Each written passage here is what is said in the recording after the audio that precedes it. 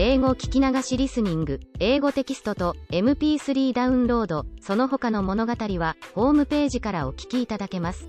88thpp.com 88thpp.com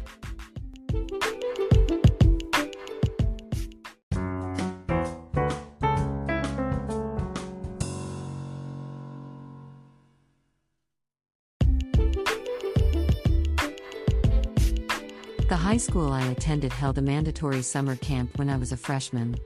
The students chose activities such as swimming, hiking, cycling, and so on beforehand. To spend the time in the camp together, my group of close friends at school decided to choose the same activities. We considered carefully which ones were the easiest and mildest, and chose archery and cycling. A couple of months later, the cycling day in the camp arrived. We set off on each rental bicycle. Right after that, one of my friends, called Yone, fell. She quickly got back on her bike and we started again. Immediately, she fell again. We stopped to wait for her. She caught up with us by pushing her bike and said, "Sorry. Now let's go." But the same thing was repeated for the third time, her falling down, us waiting. We finally asked her what was going on and heard her astonishing confession. She said, "I can't ride a bike." We gaped. Being unable to ride a bike was nothing, but why did she choose cycling among all activities then? And telling us now? We pressed her for an explanation why she didn't just say so when we decided on cycling. She told us that she couldn't because we were joyfully talking about how easy cycling would be. In our group, she was the tenderest one, but also a pushover. She'd always had no opinion of her own and conformed to others. That was a given, but I never thought this much. We were talking about pushing our bikes and going all the way on foot with her when she said, "I'm ruining your plan for an easy activity. I can't make you walk all the way because of me. Please ride on. I think I can manage along the way." "I'm sorry." "Sorry." We mounted on the bike, not pedaling but walking while Yone kept falling and saying sorry for a million times. Her indecisive, weak-minded attitude has gradually gotten on my nerves. A girl of other group whom I had barely talked before pedaled back toward us. She had something to ask me. I answered and chatted, and we hit it off instantly.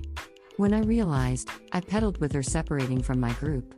I stopped to wait at the foot of the downward slope and heard a scream. It was Yone flying down the slope on her bike and tumbling into a rice paddy. Other friends were chasing her and pulled her and her bike out of the rice paddy. Covered with mud, she was saying sorry again and again. As a thoughtless teenager, I pedaled away with my new friend. When I thought about Yone again some miles away, the chain on my new friend's bike suddenly snapped. While we were struggling to fix it covered with grease, Yone and other friends of my group caught up with us. By then, Yone was all over scrapes and mud like a cartoon. We ended up pushing a bike and walking together. A teacher came to us from the goal and reprimanded us, as we were incredibly late. On the bus heading home, my friends blamed me for being so cold-hearted that I had deserted Yone. But mud-caked Yone herself didn't blame me but kept apologizing to me instead.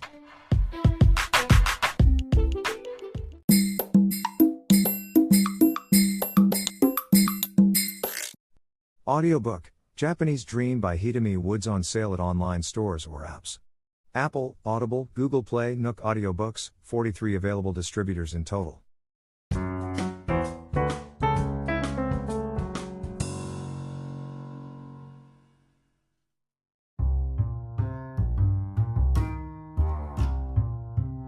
I found out that there was a downtown area in the region of my new place and went to look around.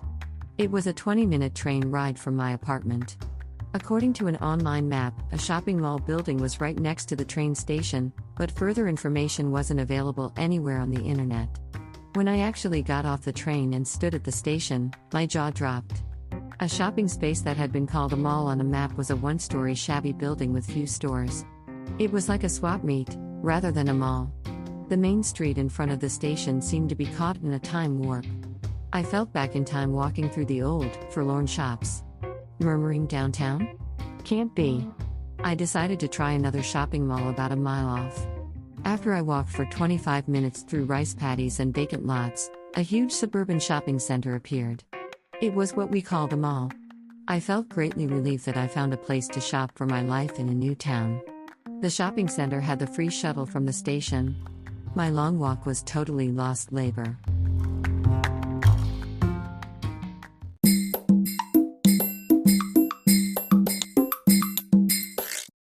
Audiobook, Japanese Dream by Hitomi Woods on sale at online stores or apps. Apple, Audible, Google Play, Nook Audiobooks, 43 available distributors in total.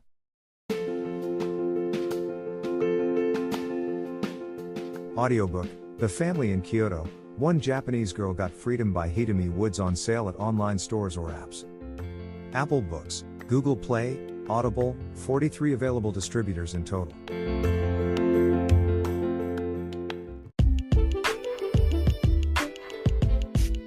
英語聞き流しリスニング、英語テキストと MP3 ダウンロード、その他の物語はホームページからお聞きいただけます。88thpp.com 88thpp.com